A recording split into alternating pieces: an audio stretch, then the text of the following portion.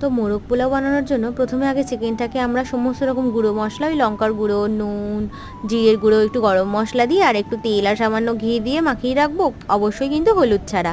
তারপরে আর কি, কড়াইতে তেল গরম করে নিয়ে তার মধ্যে মাংসের যে মশলাটা, মানে মাংসের যে বাটনাটা, আদা রসুন কাঁচা লঙ্কা টমেটো পেঁয়াজ বাটাটা ভালো করে কষিয়ে মাংস ঢেলে তার মধ্যে আবার কষাবো মাংসটাকে।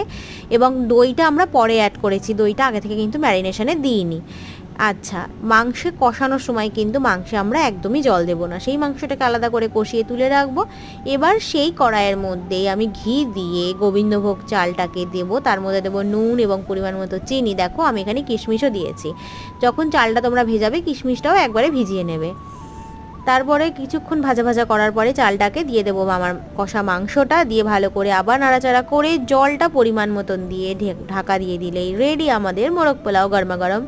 বিরিয়ানিও ফেল হয়ে যাবে, এটা এতটাই